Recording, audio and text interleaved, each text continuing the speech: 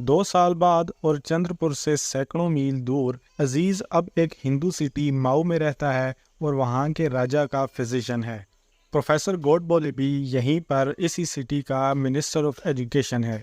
Chapter number 21 में जब वो चंद्रपुर से अपनी नई जॉब के लिए चुपके से निकल आया था तो वो इसी जॉब के लिए वहाँ से निकल के आया था और अजीज़ को भी ये फिजिशियन की जॉब प्रोफेसर गोडबोले ने ही दिलवाई थी। अजीज़ यहाँ पर बहुत खुश था क्योंकि यहाँ पर ना तो उसे कोई हिंदू मुसलमान का झगड़ा फेस करना पड़ता था, ना ही किसी मुसलमान अंग्रेज़ का झगड़ा फेस करना पड़ता था। इस सिटी में अगर कोई झगड़ा एग्जिस्ट करता था भी तो वो सिर्फ और सिर्फ ब्राह्मण और नॉन ब्राह्मण्स के बीच में होता था। बाकी इस सिटी के लोगों को किसी भी नस्ल और किसी भी ज़ात के लोगों से कोई इशू नहीं था। अब जब इस नावल का तीसरा पार्ट स्टार्ट होता है तो शाही महल में माऊ के हिंदू भगवान श्री कृष्णा की बर्थडे की तैयारी कर रहे होते हैं। वहाँ का राजा, जो कि अब बहुत ही ज़्यादा बूढ़ा और काफ़ी ज़्यादा बीमार हो चुका है, वो भी इस सेरेमनी को देखने आता है। जैसे ही रात के 12 बजते हैं, प्रोफेसर गोडबोले और तमाम का तमाम क्राउड नाचना गाना शुरू कर देता है। सेरेमनी ख़त्म होने के बाद प्रोफेसर गोडबोले जब अपने घर की तरफ जा रहा होता है तो रास्ते में उसे अजीज़ मिलता है। गोडबोले डॉक्टर अजीज़ को बताता है कि मिस्टर फील्डिंग इस सिटी में आए हैं और यूरोपियन गेस्ट हाउस में ठहरे हुए हैं। अजीज़ उससे पूछता है कि मिस्टर फील्डिंग यहाँ क्यों आए हैं, तो डॉक्टर गोडबोले उसे बताता है कि वो एक ऑफिशियल सिलसिले में आए हैं, सरकार की तरफ से यहाँ का एजुकेशन सिस्टम चेक करने के लिए। अजीज़ को एकदम से मिस्टर फील्डिंग का सेंड किया हुआ लेटर याद आ जाता है, जिसके स्टार्ट में ही मिस्टर फील्डिंग ने अजीज़ के लिए ये लिखा था कि वो शादी कर रहे हैं और वो जिस बंदे से शादी कर रहे हैं उसको शायद अजीज़ जानता है। और लेटर के ये अल्फाज पढ़ने के बाद अजीज़, जिसको ये लगा था कि ज़रूर मिस्टर फील्डिंग अडेला क्वेस्टेड के साथ शादी कर रहे हैं, इस गुस्से में अजीज़ ने पूरा लेटर पढ़ा भी नहीं और लेटर को फाड़ के फेंक दिया। और उसके बाद से मिस्टर फील्डिंग के जितने भी लेटर्स उसको रिसीव हुए उसने उनका भी यही हाल किया, बगैर पढ़े फाड़ दिए। अजीज़ को ये सब याद आने पर एक ट्रू इंडियन की तरह फील होता है कि वो अब एक ट्रू इंडियन की तरह अंग्रेज़ों से सख्त नफ़रत करता है। बहरहाल गोडबोले से मुलाकात के बाद वो घर वापस आता है तो उसे फील्डिंग की तरफ से एक फॉर्मल लेटर भी मिलता है, जिसमें फील्डिंग उसे बताता है कि वो अपनी वाइफ और अपने ब्रदर इन लॉ के साथ यहाँ पे आ चुका है। अजीज़ इस लेटर का भी वही हाल करता है जो इसने पिछले लेटर्स का किया था, यानी कि उसे फाड़ के फेंक देता है। अब फील्डिंग के लेटर को फाड़ने के बाद अजीज़ अपने बच्चों के साथ अपने घर से ज़रा से फासले पर जो एक मज़ार बना हुआ था उस मज़ार में चला जाता है। वो अपने बच्चों के साथ उधर ही होता है और देखता है कि फील्डिंग अपने ब्रदर इन लॉ के साथ मज़ार की सीढ़ियाँ चढ़ के ऊपर आ रहा है।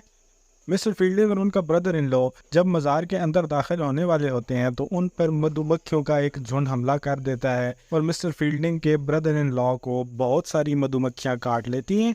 अजीज़ फटाफट जाता है और मिस्टर फील्डिंग के ब्रदर इन लॉ का मुआयना करने लगता है कि आखिर उसकी क्या कंडीशन है। मिस्टर फील्डिंग जब डॉक्टर अजीज़ को देखते हैं तो वो गुस्से से डॉक्टर अजीज़ को बोलते हैं कि तुमने मेरे किसी भी लेटर का जवाब क्यों नहीं दिया। इससे पहले कि अजीज़ कोई जवाब देता मिस्टर फील्डिंग को, एकदम से बारिश शुरू हो जाती है और वो सारे मज़ार की सीढ़ियाँ उतर कर मिस्टर फील्डिंग के कैरेज के पास आ जाते हैं।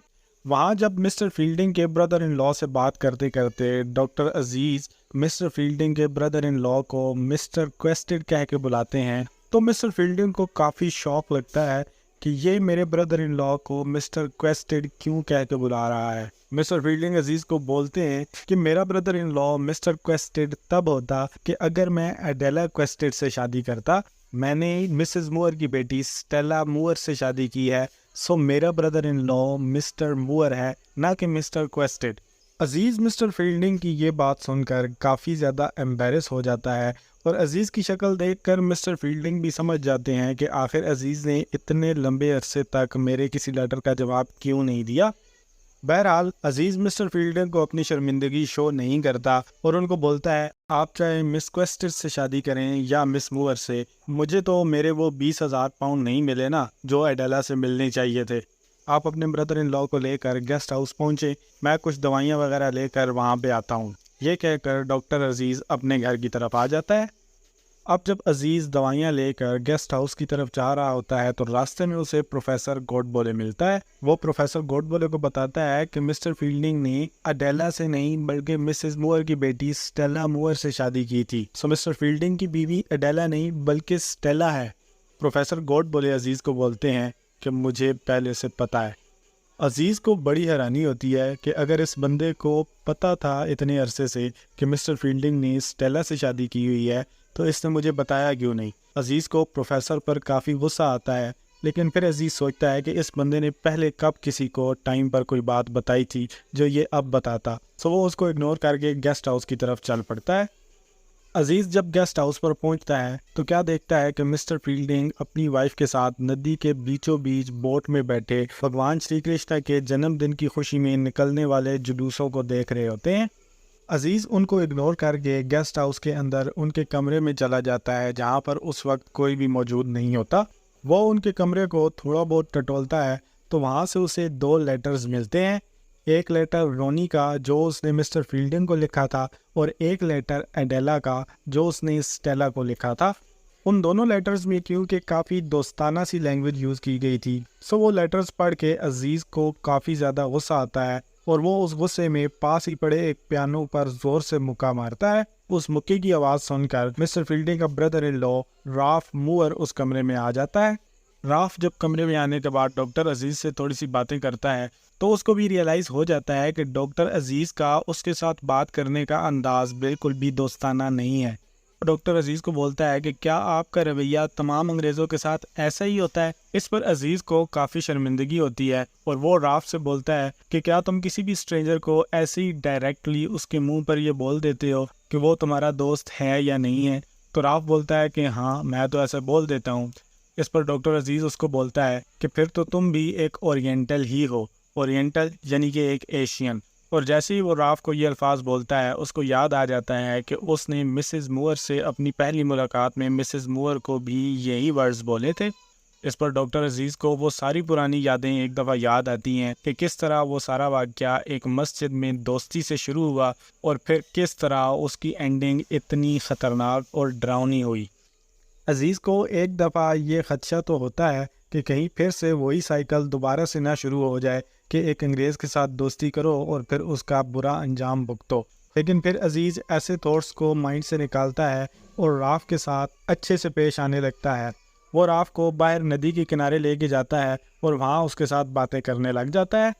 اس کے بعد عزیز اور راف بھی ایک بوٹ میں بیٹھ کر ندی میں انٹر ہو جاتے ہیں اور باتوں باتوں میں ان کو پتہ ہی نہیں چلتا اور ان کی بوٹ مسٹر فیلڈنگ اور سٹیلا کی بوٹ کے ساتھ ٹکرا جاتی ہے۔ دونوں بوٹس تھوڑا زور سے ہی ٹکراتی ہیں تو چاروں کے چاروں بندے پانی میں گر جاتے ہیں۔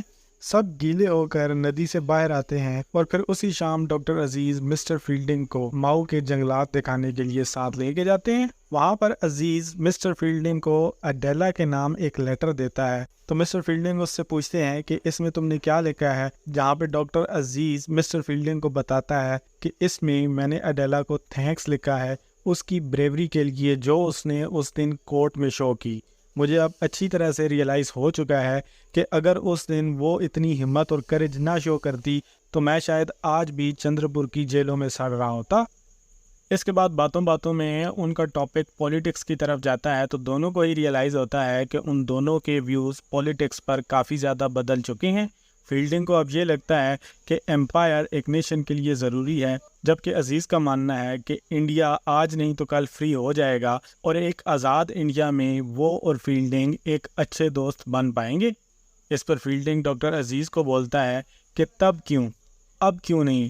تم بھی یہی چاہتے ہو کہ ہم اچھے دوست بن کے رہیں، میں بھی یہی چاہتا ہوں کہ ہم اچھے دوست بن کے رہیں۔ اب وہ دونوں تو یہ چاہتے تھے، لیکن وہاں کی زمین، وہاں کے گھوڑے، وہاں کا ٹیمپل، وہاں کی جیل، وہاں کا پیلس اور وہاں کا گیسٹ ہاؤس سب ایک آواز میں بولتے ہیں کہ نہیں، ابھی نہیں۔